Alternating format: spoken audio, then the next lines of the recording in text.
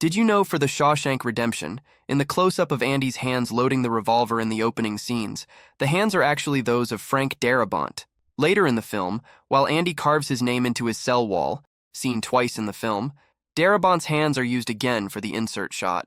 These close-ups were filmed during post-production, notably because Darabont felt that only he could do exactly what he wanted in the close-ups. 2. Although it is never directly stated in the film, Brooks is in prison for allegedly taking the life of his wife and daughter after a losing streak at poker. 3. Jeff Bridges, Tom Hanks, Kevin Costner, Tom Cruise, Matthew Broderick, Nicolas Cage, Johnny Depp, and Charlie Sheen were all considered for the part of Andy Dufresne. Hanks turned it down because he was committed to Forrest Gump. Costner liked the script a lot, but was then embroiled in the filming of Waterworld. 4. After the film gained popularity, Ted Turner sold the television rights to TNT, his own network, for much lower than normal for such a big film. Because it is so inexpensive to show, the film is broadcast on TNT extremely often. Did you know for Reservoir Dogs, Quentin Tarantino wanted James Woods to play a role in the film and made him 5 different cash offers? Woods' agent refused the offers without ever mentioning it to Woods, as the sums offered were well below Woods' usual salary. When Tarantino and Woods later met for the first time, Woods learned of the offer and was annoyed enough to get a new agent. Tarantino avoided telling Woods which role he was offered, because the actor who played the role was magnificent anyway. It has been speculated that the role to which Tarantino was referring was Mr. Orange. 2. Mr. Orange's apartment was the upstairs to the warehouse where most of the movie takes place. The filmmakers redecorated it to look like an apartment in order to save money on finding a real apartment. 3. Quentin Tarantino had to fight Miramax boss Harvey Weinstein to keep the torture scene in the film, as Weinstein felt it would have a serious negative effect on audiences. Tarantino stood his ground, and Weinstein ultimately relented. 4. The film was released in America with almost no promotion, so it did not do that well at the box office. In England, however, it was such a huge hit that Quentin Tarantino would be mobbed as he walked down the street in London. British filmmakers have been influenced by it since. Did you know for Star Wars Attack of the Clones, Samuel L. Jackson specifically asked George Lucas if he could have a purple lightsaber? Lucas replied that Jedi lightsabers were only blue or green, to which Jackson said, "Yeah, but I want a purple one." Lucas said he'd consider the request.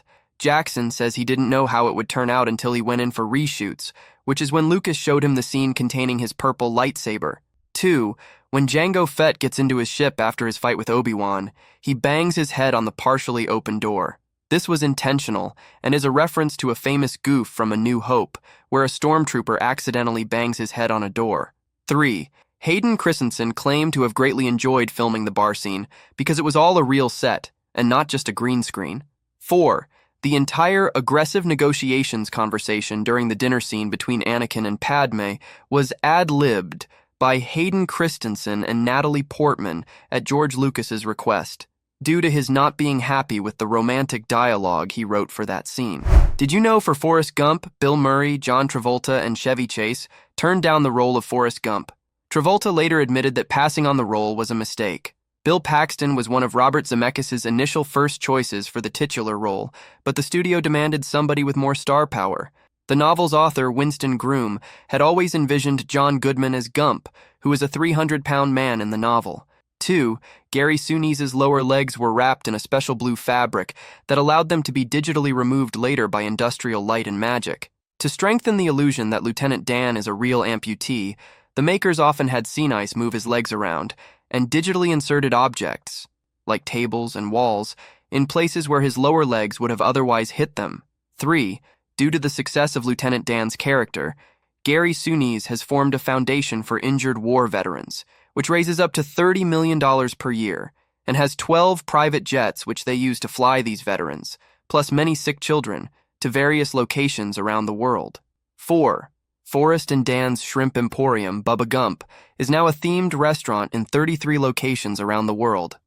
Did you know for Pirates of the Caribbean Dead Man's Chest, the scene when Jack Sparrow calls Davy Jones Fish Face and sings to them "I Got a Jar of Dirt" was unscripted and improvised by Johnny Depp? Most of the reactions of the rest of the characters are real. 2. Johnny Depp's frequent collaborator, Tim Burton, contributed some of the conceptual designs of several crew members aboard the Flying Dutchman. 3. Gore Verbinski originally wanted Davy Jones to be Dutch, as he is the captain of the Dutchman. Bill Nighy, however, responded, "I don't do Dutch, so I decided on Scottish." 4. The Kraken was difficult to animate, as it had no real-life reference, until animation director Hal T. Hickel instructed the crew to watch King Kong vs. Godzilla from 1963, which had a real octopus crawling over miniatures. 5.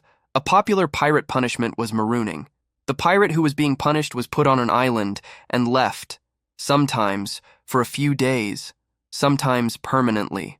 The Dead Man's Chest is a small rocky island, so called because the rocks reminded pirates of a rib cage.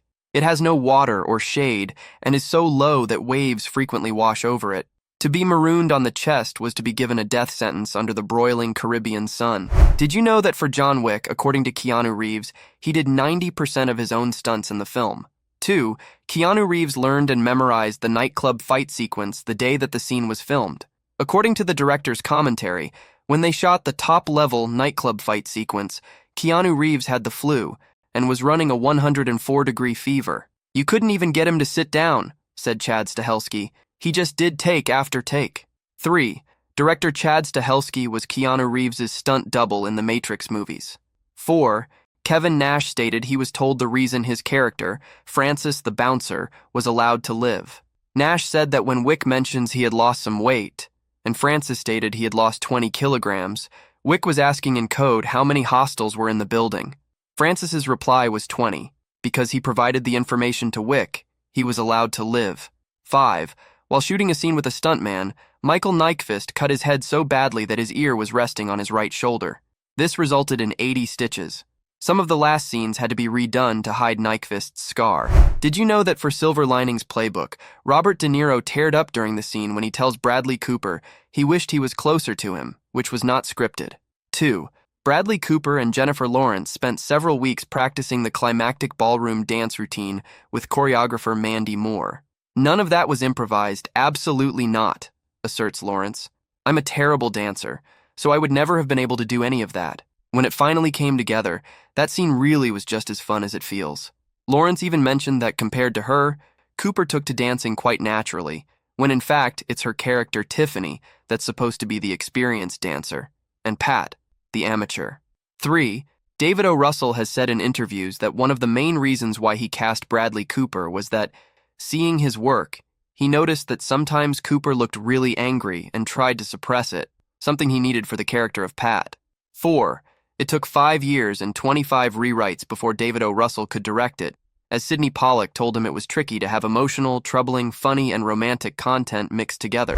Did you know for Snatch, when Vinny and Sewell are sitting outside Bricktop's bookies, about to give him the diamond, the man that approaches the car is not really Bullet-Tooth Tony, it was a look-alike. Vinnie Jones didn't show up for shooting that day because he was in jail for fighting the night before. 2. According to the DVD commentary, Bao the dog was very difficult to work with. During the car scene with Vincent, Sewell, and Tyrone, the dog was actually attacking Lenny James, and James was actually bitten in the crotch by the dog but didn't suffer any serious injury. The dog was replaced after that incident. 3. Lenny James actually hit himself in his private parts with the shotgun while blasting a hole in the wall at the bookies, but continued the scene. That footage was used in the film. 4. To keep things in order during production, director Guy Ritchie introduced a system of fines on set. There were fines for ringing mobile phones, arriving late, taking naps during shooting, being cheeky, being unfunny, and/or moaning and complaining. One staff member was even charged for letting the craft service table run out of coffee cups.